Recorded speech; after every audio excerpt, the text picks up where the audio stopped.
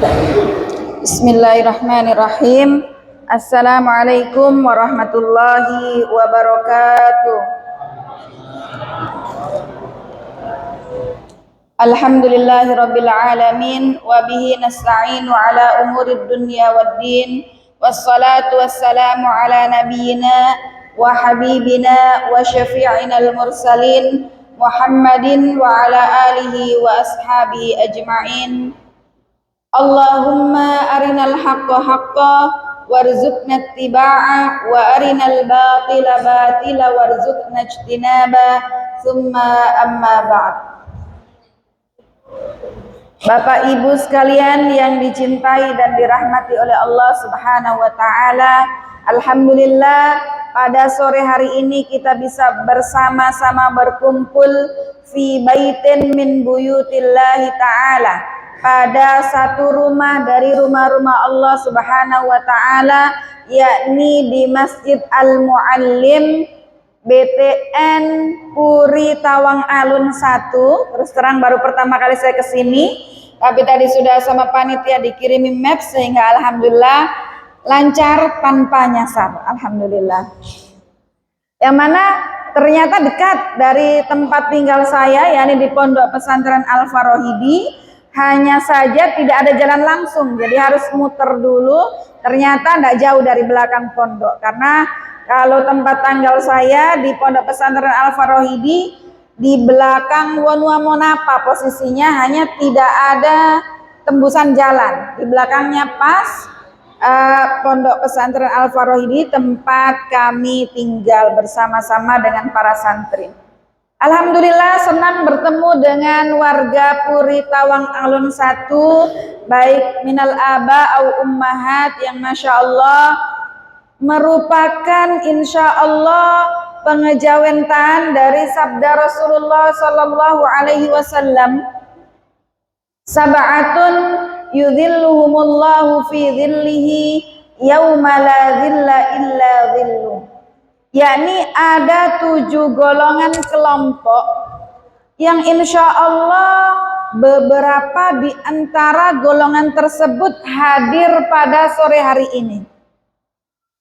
7 golongan dengan 7 varian amalan yang berbeda-beda, tapi mendapatkan hak eksklusif dari Allah Subhanahu wa taala langsung, berupa dhillun fi dhillihi, di dalam naungan payung pertolongan Allah Ta'ala di hari yauma la yanfa'u malun wala banun illa man atallaha biqalbin salim. Pada hari di mana tidak bermanfaat yang namanya harta dan juga anak keluarga, malun wala banun, kecuali orang yang datang berjumpa dengan Allah Ta'ala dengan qalbun salim. Apakah semua anak dan harta kita tidak bermanfaat? Tentu tidak. Dalam ayat tersebut diberikan qayyid atau takyid, illa man atallaha biqalbin salim, kecuali orang yang datang berjumpa dengan Allah kelak dengan hati yang salim, dengan qalbun salim, dengan hati yang bersih. Tidak semuanya, di antaranya adalah anak yang kita didik dengan pendidikan agama yang kemudian kelak mendoakan orang tuanya, itu bersumber dari qalbun salim, hati yang bersih, sehingga kita orang tua mendidik anak dengan ahsana tarbiyah, sebaik-baik pendidikan, sehingga anak yang mau mendoakan kedua orang tuanya tidak ujuk-ujuk kemudian dia mau mendoakan orang tuanya, tapi hasil dari didikan orang tua yang memiliki hati yang salim, hati yang ikhlas, hati yang bersih dari syirik dan menyekutukan Allah Ta'ala. Dan juga yang kedua adalah harta yang ia infakkan di jalan Allah Ta'ala. Salah satunya adalah yang hari ini bersama kami rekan-rekan muslimah dari Yayasan 10.000 Bangun Masjid. Alhamdulillah Masjid Al-Muallim ini bukan masjid yang pertama atau yang terakhir, tapi insya Allah masih berkesinambungan, yang mana merupakan giat dari yayasan yang sesuai dengan namanya 10.000 bangun masjid. Tapi apakah bisa 10.000 membangun masjid? Disinilah kontribusi dari kita sebagai umat Islam, yang mana dalam hadis Sahih Bukhari dikatakan Rasulullah Shallallahu Alaihi Wasallam bersabda, "Man bana lillahi masjidan, banallahu fil jannah mislahu."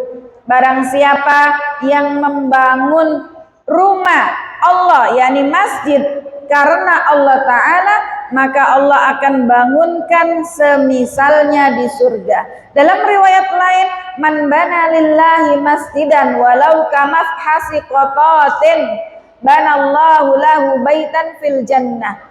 Barang siapa yang membangun masjid walaupun kontribusinya sekecil mafhas kotoh. Apa itu mafhas kotoh? Yakni lubang yang ada di tanah yang biasa dibikin oleh seperti burung merpati untuk menaruh telurnya, untuk menyimpan telurnya kemudian dierami. Dalam artian, sekecil apapun kontribusi yang antum sekalian keluarkan untuk kontribusi membangun masjid, katakanlah dengan uang 10.000, ini adalah kontribusi luar biasa yang diganjar, diberikan pahala oleh Allah Subhanahu wa Ta'ala. Sehingga apa yang kita mampu, baik berupa moral atau materi ataupun hanya doa, kita berusaha untuk imaratul masjid, memakmurkan masjid, baik hissiyah ataupun ma'nawiyah. Baik kita memakmurkan dari segi indrawi dengan memperbagusi bangunannya, mendirikan dimulai dari pondasi sampai berdiri dan bisa digunakan untuk beribadah baik mahdha maupun ghairu mahdha, dan ibadah hissiyah dengan imaratul masjid, memakmurkan masjid-masjid rumah Allah Ta'ala dengan sholat berjamaah 5 waktu, dan juga mengadakan ta'lim seperti hari ini dan seterusnya, halaqatul Quran dan semisalnya. Ini bagian dari imaratul masajid al-ma'nawiyah atau memakmurkan masjid secara maknawi. Jamaah sekalian, azani Allah wa iyyakunna jami'an. Di antara 7 orang yang mendapatkan hak VIP, mendapat payung perlindungan dari Allah Ta'ala, ada 7 yang mana bisa kita mereview berada di manakah kita dalam 7 golongan ini. Yang pertama adalah imamun adil, seorang pemimpin yang adil. Alhamdulillah, pemimpin ini bukan hanya dalam lingkup Indonesia atau provinsi ataupun kabupaten dan kota, namun di rumah juga bapak sebagai pemimpin rumah tangga dan ibu sebagai ratunya. Sehingga bagaimana kita berusaha untuk adil, muqsitin, meletakkan sesuatu, membagi sesuai dengan kapasitasnya. Innallaha yuhibbul muqsitin. Kemudian yang kedua adalah wasyabun nasya'a fi ibadatillahi wahdah. Seorang pemuda yang tumbuh dalam ibadah kepada Allah Subhanahu wa Ta'ala. Insya Allah di sini semuanya masih muda, walaupun sudah berusia, semangat muda, insya Allah ya. Jadi jangan, aduh saya sudah tua, saya tidak bisa bergerak, saya tidak bisa ke masjid. Semangat muda. Nasya'a fi ibadatillahi wahdah, yang tumbuh dalam beribadah kepada Allah Subhanahu wa Ta'ala. Maka dari itu kita ajak, kita tumbuhkan nuhabbib auladana, kita tumbuhkan kecintaan kepada anak-anak kita untuk taqarrub, beribadah kepada Allah Ta'ala. Salah satunya dengan apa? menumbuhkan dalam hati anak-anak kita ini cinta kepada masjid. Syabun nasya'a fi ibadatillahi wahda. Dan hal ini juga yang menginspirasi kami membuka sekolah, yakni selain pesantren tingkat MTS, SMP dan SMA, juga kami membuka PAUD dan juga SD. Maka ketika ada calon wali santri yang datang, calon wali murid yang datang, menanyakan, apakah sekolahnya full day? Kami menjawab tidak. Sekolah kami tidak full day sampai duhur saja. Salah satunya yang membuat kami mengambil segmentasi seperti itu adalah hadis ini. Yakni bagaimana anak-anak kita ketika pulang sekolah setengah hari, di sekolah dimaksimalkan. Ketika waktunya sudah diplot sedemikian rupa, di sekolah tujuannya belajar, sehingga tidak melenceng dari tujuan tersebut. Kalaupun ada main, sekedarnya hanya berapa menit untuk istirahat, tapi tujuan utama adalah belajar dalam rangka syabun nasya'a fi ibadatillahi wahda. Seorang pemuda yang tumbuh dalam ibadah kepada Allah, dalam hal ini menuntut ilmu. Setelah itu pulang di rumah istirahat dan ia bisa berinteraksi dengan teman-teman di kompleknya, di lingkungan tempat tinggalnya, untuk pergi bersama-sama di masjid. Saya yakin insya Allah di setiap masjid yang di komplek ada yang namanya TPA atau TPQ, sehingga anak-anak kita ini pulang balik ke masjid tidak kelelahan. Ketika kami melihat beberapa fenomena, walaupun setiap orang punya pilihan masing-masing ya, ketika anak kelelahan tentu di rumah dia sudah tinggal tidur, kemudian kurang interaksinya dengan teman-teman di kompleksnya, dengan tetangganya, dan pergi ke masjid untuk bersama-sama sosialisasi dengan teman dan juga belajar serta beribadah. Nah, di situ anak-anak sorenya atau bahkan malamnya bisa ke masjid bersama-sama dengan temannya, dengan guru, muallim atau muallimah, ustadz-ustadzanya yang mengajar ngaji di masjid. Dan di sini akan menumbuhkan kecintaan anak-anak ini kepada ibadatillah, ibadah kepada Allah, dan kepada golongan yang ketiga setelah imam yang adil, orang yang tumbuh dalam ibadah kepada Allah. Dan yang ketiga adalah rajulun qalbuhu mu'allaqun bil masajid, yakni seorang laki-laki yang hatinya terpaut dengan masjid, hatinya bergelantungan dengan masjid. Maksudnya apa? Bukan maksudnya adalah dawamul qu'ud fil masjid. Rajul, seorang laki-laki, dalam hal ini perempuan juga masuk di dalamnya. Namun dalam redaksi hadis disebutkan rajul, laki-laki, karena ala wajhi taghlib, ketika disebutkan laki-laki, perempuan masuk di dalamnya. Rajulun qalbuhu mu'allaqun fil masajid, seorang laki-laki yang hatinya bergantung di masjid. Imam Nawawi menjelaskan maksud dalam golongan ini, seseorang yang hatinya bergantung di masjid, maksudnya adalah hubbiha ilal masjid, kecintaannya kepada masjid, wa mulazamatul jama'ati fiha, dan juga dia istiqomah talazum untuk melakukan sholat berjamaah di dalam masjid. Sehingga jamaah sekalian, khususnya dari kaum Hawa, kaum Adam untuk terbiasa mengistiqomahkan mulazamah sholat berjamaah di masjid, sehingga masuk dalam golongan ini rajulun qalbuhu mu'allaqun fil masajid, yang mendapatkan payung perlindungan dari Allah Subhanahu wa taala di hari akhir. Amin Allahumma amin.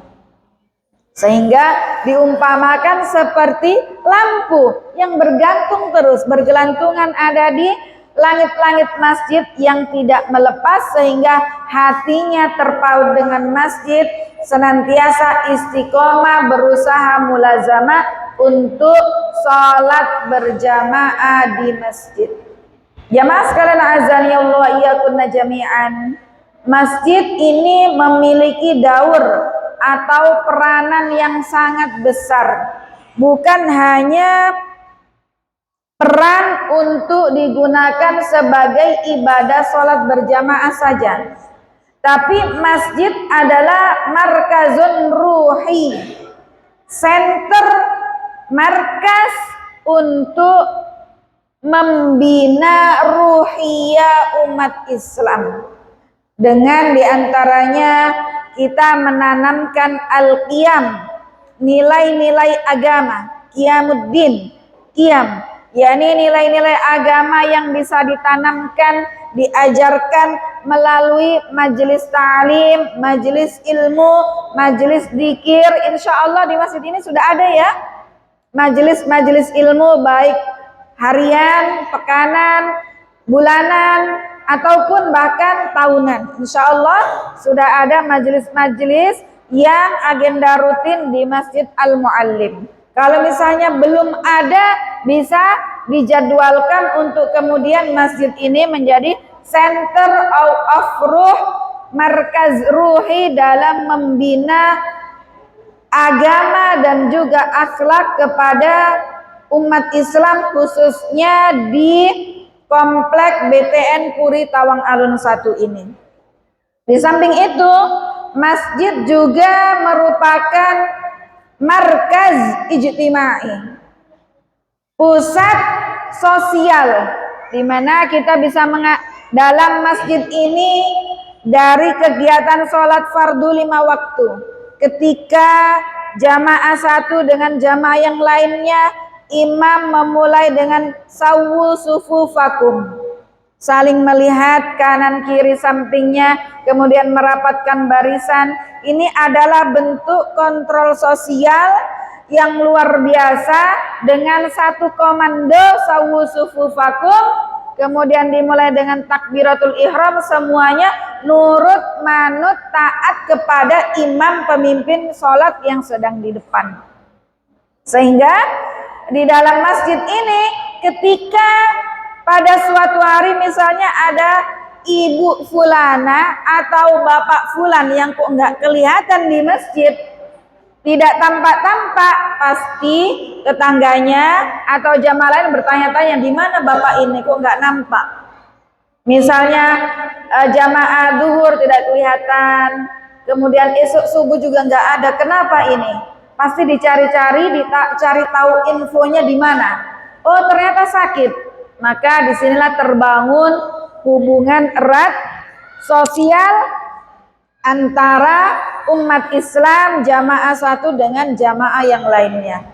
Bahkan kita dapati berita-berita yang saat ini viral di media sosial maupun di media TV analog, ya, yang mana ada tetangganya sampai nggak tahu sampai mayatnya sudah busuk.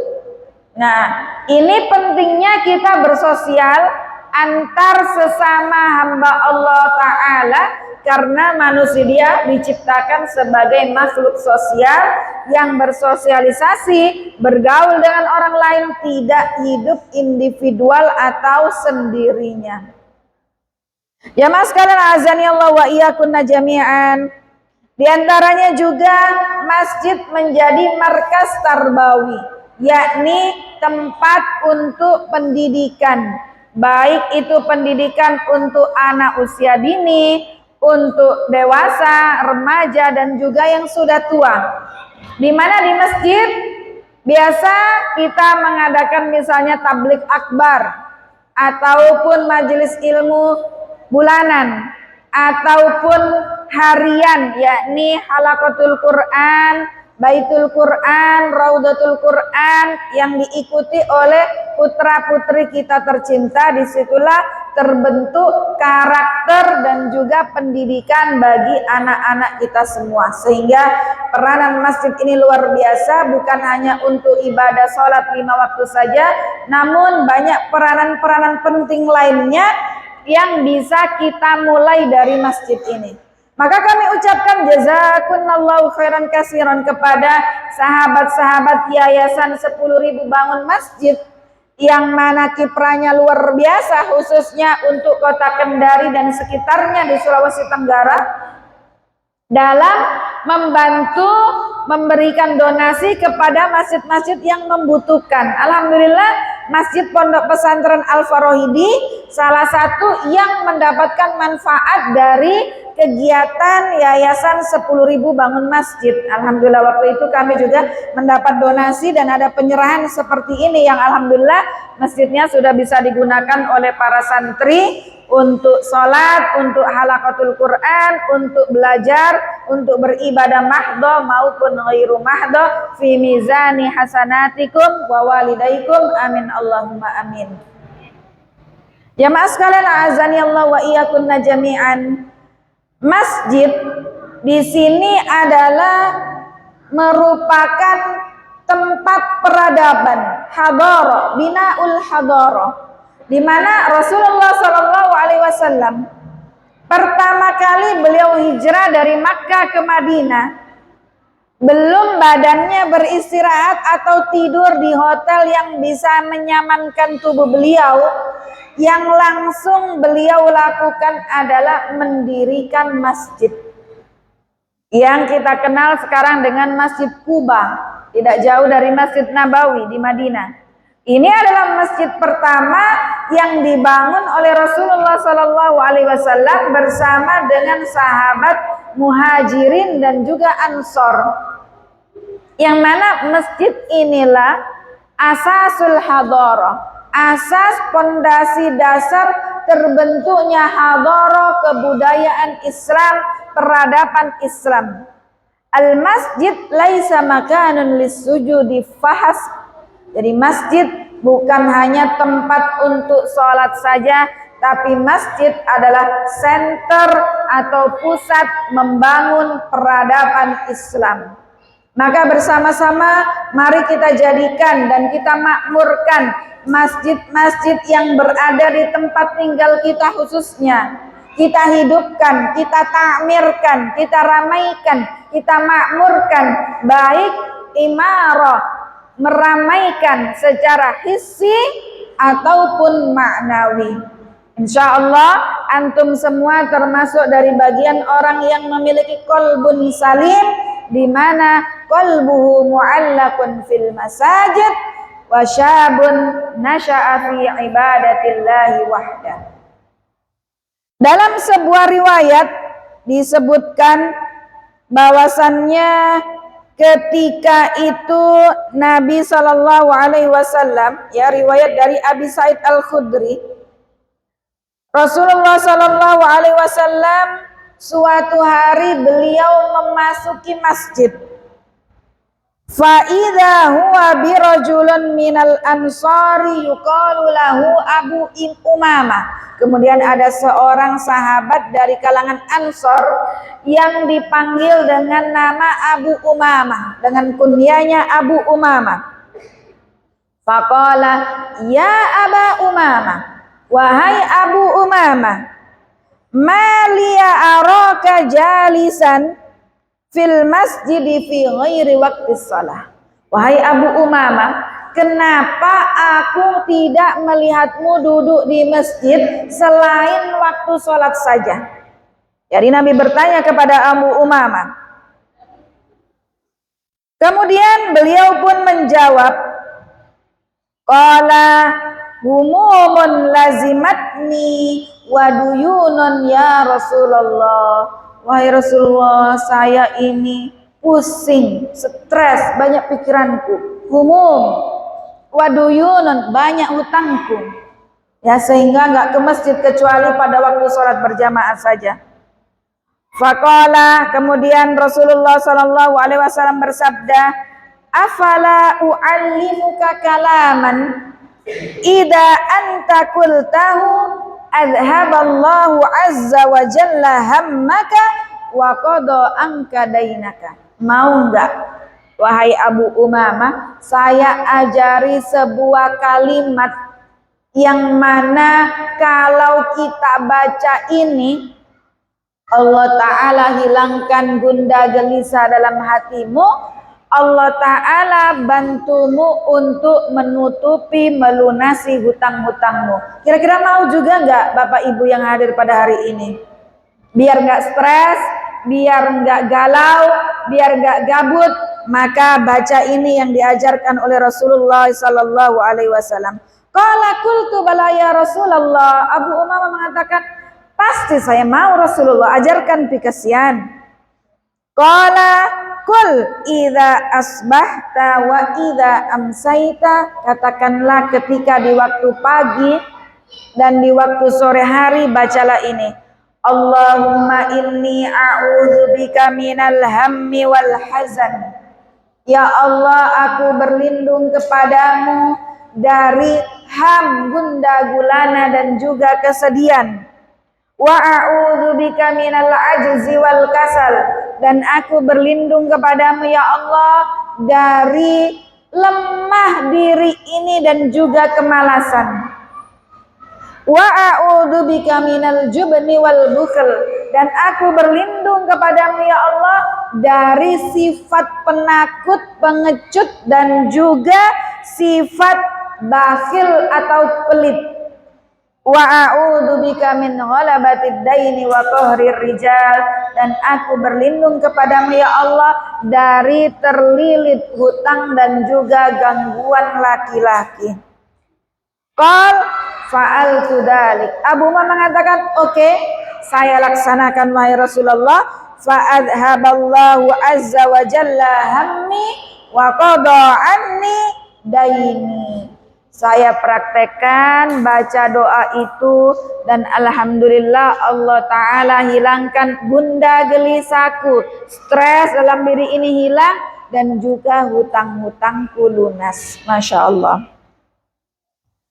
Disinilah daur peranan penting masjid, dimana kalau Abu Umamah tadi tidak ke masjid, tidak ketemu Nabi, ya mana tahu ada bacaan zikir doa yang bisa dibaca dan kemudian menghilangkan stres, menghilangkan gundah gulana, dan juga bisa hutang-hutangnya lunas. Mudah-mudahan yang hadir hari ini nggak ada yang sedih, nggak ada yang stres, mikirkan hal yang tidak harus dipikirkan, dan nggak ada yang punya hutang. Bagi yang punya hutang, semoga segera lunas. Amin Allahumma amin.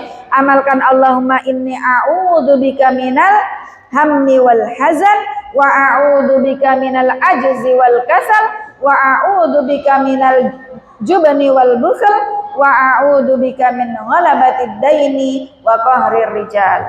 Kemudian golongan selanjutnya setelah laki-laki yang hatinya terpaut dengan masjid, saya percepat ya. Kemudian wa rajulun da'athu imra'atun datu mansabin wa jamalin faqala inni akhafullah. Seorang laki-laki yang digoda wanita cantik jelita sungguh mempesona, memiliki kedudukan, tapi ia jawab inni akhafullah. Saya takut kepada Allah, sehingga dia tidak melakukan perbuatan maksiat dan mengikuti hawa nafsu godaan wanita yang bukan istrinya. Kemudian selanjutnya adalah wa rajulun tasaddaqa bi sadaqatin fa akhfaha hatta la ta'lamu simaluhu ma yunfiku yaminuhu. Seseorang yang menginfakkan hartanya secara sembunyi-sembunyi, tidak diekspos, sehingga diumpamakan tangan kirinya tidak mengetahui kalau tangan kanannya sudah memberi. Apakah ini mungkin? Tidak mungkin, pasti tahu tangan kirinya. Tapi ini adalah sebuah majas yang menjelaskan betapa pentingnya amalan sirriyah atau amalan rahasia, walaupun ada beberapa amalan yang perlu diekspos seperti hari ini. Bersama-sama ayo menjadi donatur bagian dari 10.000 bangun masjid. Kemudian yang terakhir adalah warajulun zakarallaha khalian fafadat ainahu.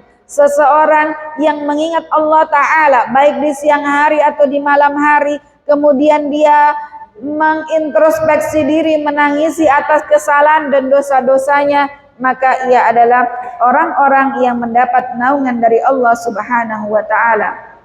7 golongan dengan 7 amalan yang berbeda-beda, tapi mendapatkan keistimewaan pertolongan dari Allah Ta'ala pada hari kiamat, yakni perbedaan amalan dengan fasilitas yang sama. Sebabnya satu apa? Yakni mujahadatun nufus, yakni dirinya mau berjuang, mau berusaha keras untuk mukhalafati ahwaihim, menyelisih, tidak menuruti hawa nafsunya. Kalau mengikuti hawa nafsu, kayaknya sore-sore begini enak juga di rumah baring-baring sambil scroll handphone. Tapi kita mau menjadi salah satu di antaranya, rajulun qalbuhu mu'allakun fil masajid. Demikian, wallahu ta'ala a'lam wa ahkam. Mudah-mudahan yang sedikit ini bermanfaat, menjadi buah amal dalam kehidupan kita sehari-hari. Kekurangan minni wa minasyaitan, wal fadl minallahi subhanahu wa ta'ala. Hadani Allah wa iyyakunna jami'an. Wassalamualaikum warahmatullahi wabarakatuh. Alhamdulillahirrahmanirrahim. Syukur dan khair pada saudara yang sudah memberikan pencerahan kita pada sore hari ini. Insyaallah menjadi amal. Amin. Dan juga Bapak Ibu yang hadir mendengarkan ini bisa menjadi jembatan untuk peradaban Islam selanjutnya menyampaikan proyek-proyek para baik, selanjutnya Bapak Ibu mungkin kita ada saya jawab mungkin ada yang bertanya, boleh langsung silakan. Di satu di vote, satu di dapat, boleh.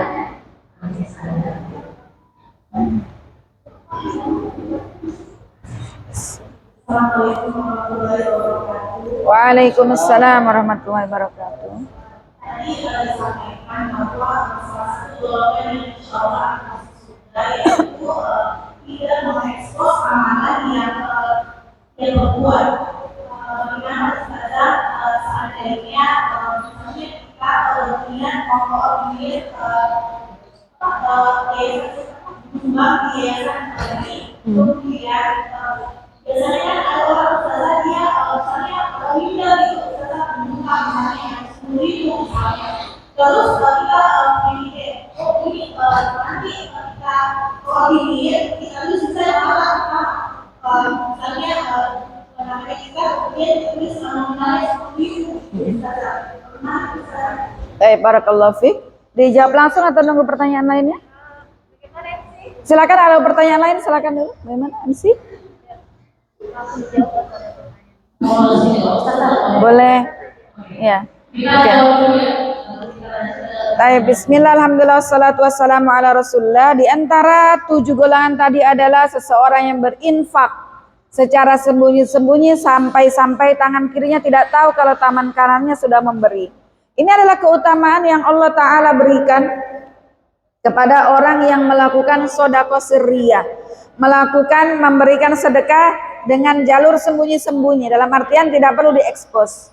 Tapi ada juga tentunya dengan kita tetap berusaha menjaga niat ini lillah, karena Allah Ta'ala, walaupun itu tipis sekali.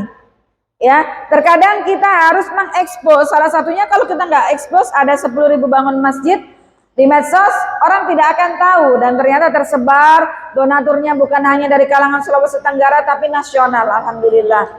Sehingga tidak mengapa ini dengan tujuan untuk memotivasi yang lainnya, walaupun sedikit. Kalau khawatir mengurangi keikhlasannya, bisa ditulis hamba Allah atau inisialnya, misalnya Qurratu Ayun IA 10.000 boleh, sehingga kelihatan oh ini listnya, oh baru kasihan cuman baru dapat 40.000, sehingga yang melihat semangat. Oh iya, ayo Mi, kita bersama-sama dibantu share untuk menginfokan kepada yang lain. Insya Allah bersedekah sembunyi-sembunyi top, terang-terangan bagus. Yang tidak bagus adalah diam-diam tidak sedekah. Wallahu ta'ala a'lam. Baik. Iya. Mengomentari, oh hati-hati nanti uangnya tidak aman dan seterusnya. Ya, padahal insya Allah, apalagi yang kalau sudah berbadan hukum, ya, kayak kami pesantren juga ada rekening khusus juga, dan hati-hati betul, tidak ada uang pribadi disisihkan sendiri, tidak ada bercampur. Ya, bahkan saya yakin pasti relawan ini malah keluar uangnya juga. Jadi jangan menaruh suudzon kepada saudari kita sesama muslim. Ya insya Allah setelah kita lihat apa, oh masjidnya jadi, berarti itu donatur apa namanya, panitianya, pengurusnya betul. Tapi kalau misalnya dana mengalir terus, bangunannya nggak jadi-jadi, nah itu yang harus dicurigai. Ya seperti itu. Wallahu taala alam. Baik. Silakan jika ada lagi pertanyaan. Ya, jadi kalau kita di sebuah masjid juga, saya perlu malu karena ya cuma kalau nama yang kita sebut karena yang Kristus cuma berharap. Iya. Jadi kalau berharap setiap orang harus bergerak. Iya. Ya berarti biasa sama yang berharap. Tapi tidak diekspos, insya Allah kita lakukan. Selanjutnya di mungkin ada yang bertanya. Baik itu terkait materi yang disampaikan sana maupun terkait yayasan sebagai komunitas.